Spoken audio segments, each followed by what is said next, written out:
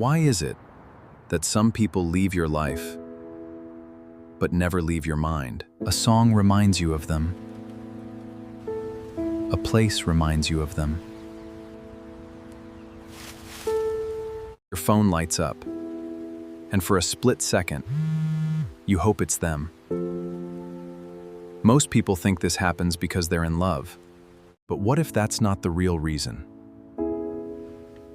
Psychologists have been studying one of the biggest reasons for nearly 100 years, and by the end of this video, you might realize you were never chasing the person. You were chasing something else entirely. Imagine watching the greatest movie of your life. The hero finally opens the mysterious door, and the screen goes black. No ending, no explanation, silence. Frustrating, isn't it? Psychologists call this the Zeigarnik Effect. Our brains remember unfinished experiences better than finished ones. Now think about your crush. Did they ever like me? What would have happened if I'd texted first? Did I miss my chance? Every unanswered question becomes another unfinished chapter. Your brain keeps reopening the same story. It's basically your brain pressing replay on the same episode. Even though Netflix already asked, "Are you still watching?" hoping that somehow the ending has changed. But here's the twist. Those questions aren't what keep you attached. They're only the beginning. Here's where it gets strange. Let me ask you something. How much of your relationship actually happened? And how much happened inside your imagination? Be honest. Half the relationship happened inside your head. You planned vacations, imagined introducing them to your parents, wondered what your first date would be like. Meanwhile, they were just asking if they could borrow your pen. Your brain doesn't perfectly separate vivid imagination from emotional reality. The more detailed your fantasies become, the more emotionally real they feel. Sometimes, you're not grieving a relationship, you're grieving a future that never actually existed. And losing an imaginary future can hurt just as much as losing a real one. But there's another reason your brain refuses to move on, and it's surprisingly addictive. Every notification, every reply, every accidental eye contact, every like on your story, your brain whispers one tiny word, maybe. Maybe they like me. Maybe this means something. Maybe this is the beginning. Your brain starts chasing possibility instead of reality. That's why waiting for a text often feels more exciting than receiving it.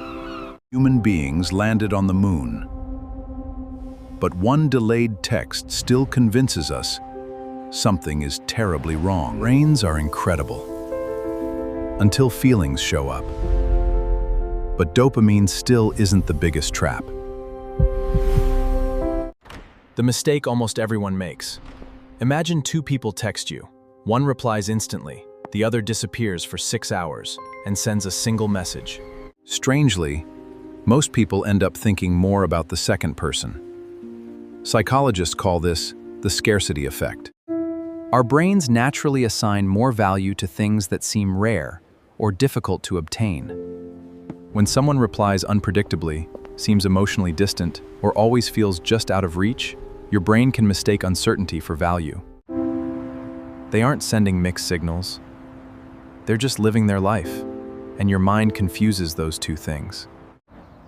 But even this isn't the deepest reason they stay in your thoughts. The final reason is the one most people never notice. The truth nobody talks about. Here's the uncomfortable possibility. What if you don't actually miss them at all? Maybe you don't miss the person. Maybe you miss the hope they made you feel. What if you miss who you became when you believed they might choose you? Think about how you felt. Hopeful, confident, excited, Important. seen. When they disappeared, those feelings disappeared too. Your brain isn't only trying to get the person back, it's trying to get that version of you back. And suddenly, everything makes more sense. People say time heals everything. But time doesn't change your thoughts. Attention does. Replay old conversations, imagine what-if scenarios, or check if they're online. Even though you checked, literally 3 minutes ago, you're practicing thinking about them. Your brain strengthens whatever you repeat. It's like walking through a forest. The first path is difficult. Walk it every day, and eventually, it becomes effortless. Your thoughts work the same way. The more attention you give someone, the easier it becomes for your brain to think about them again tomorrow. But here's something strange. If your crush suddenly texted you right now, some of you wouldn't even know what to say. Because what you've been chasing for months isn't a conversation. It's the possibility of what that conversation could become. So, why doesn't your crush leave your mind? Not because they were perfect, not because they were the one, but because your brain loves unfinished stories. Because sometimes, your imagination writes a better story than reality. Because dopamine rewards possibility. Scarcity tricks you into assigning extra value. And because sometimes, the person you're chasing is really just the feeling you had when you believed your future was still unwritten.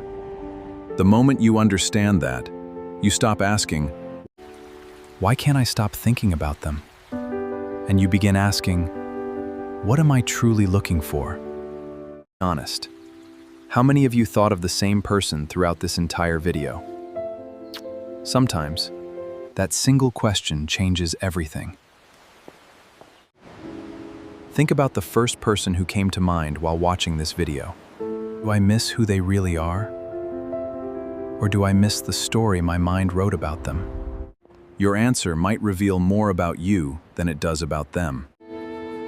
If this video made you see your own mind a little differently, subscribe for more. Sometimes the greatest mystery you'll ever solve is the one inside your own mind.